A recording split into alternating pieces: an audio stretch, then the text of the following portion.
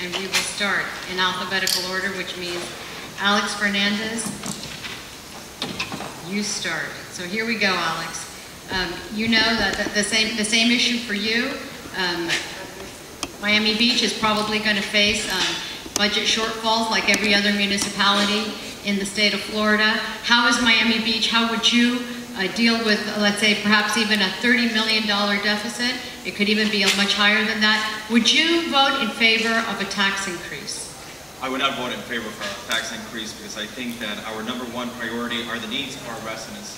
And right now our residents are suffering, our residents are losing their homes, our residents are making less money. It's not right to put the weight of the city on their backs. But at the same time, I think that we need to continue executing efficiencies from the inside of our government out. We need to look at positions that are being paid too much. We need to cut some of these salaries.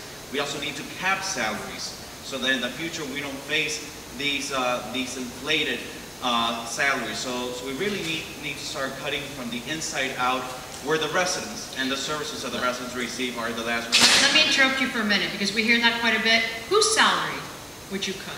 Well, I mean, there's, for example, I know that there are certain positions that they're making close to $200,000 a year, and then even more in overtime. And that's an issue. That's an issue. I can't tell you the exact title or the name of the person. No, but I've been informed of those positions. You pointed us in the right direction. Michael, same question to you. No, I'm not in support of.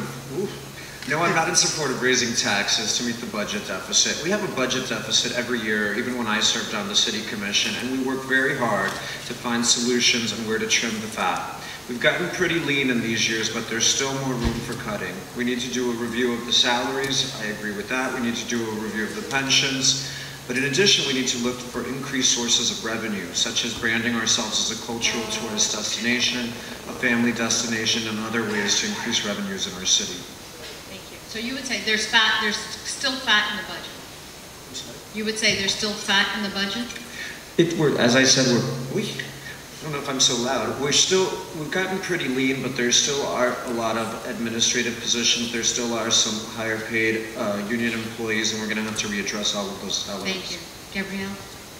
Thank you. I do have to say the way you've said everybody's name tonight is beautiful. So thank you so much. I said in my opening that I'm not a politician, and so since I'm not a politician, I can tell you the truth. And the truth of the matter is we have a $250 million general fund that runs this city. And that money has to come from somewhere. If property taxes fall and property values fall and revenue falls, the money to continue those services have to come from somewhere, or we're going to see drastic changes in this community.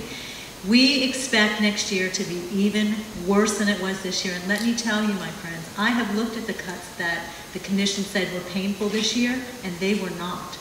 And we did not do enough this year to address the future economic situation of the city. We need to bolster our economic base, we need to increase our tax base through tourism, and we need to somehow offset the decline of property values. When I said that, I'm sorry, right, thank you.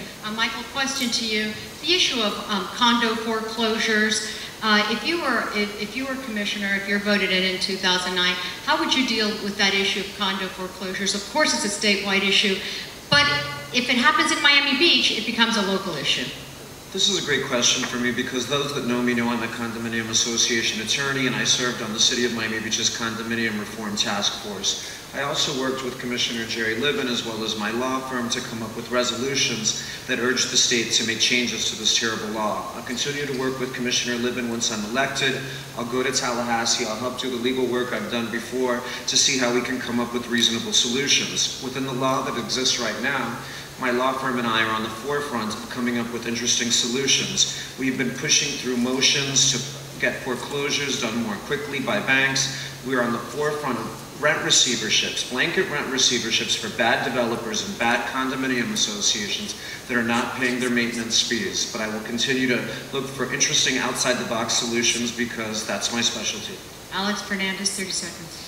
I think that we need to continue working the same way that Commissioner Libin has been doing, fighting over at the state level. We need to continue educating our residents on our condo residents and their boards on their rights before the state, as Michael was saying, with the blanket receiverships. Those are rights and laws that are new and that our condominium homeowners need to be educated on, because they're not professionals on the issue, and we also need to educate our condominium board of directors, because this is not their profession. So we need to lead in Tallahassee, and we need to educate in the local level.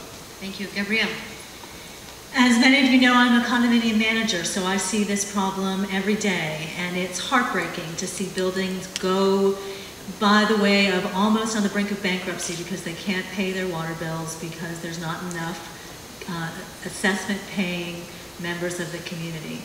Mr. Libin asked the question, he doesn't understand why it hasn't happened, why there hasn't been reform in Tallahassee of the 6-month 1% rule. 2 words, banking lobby.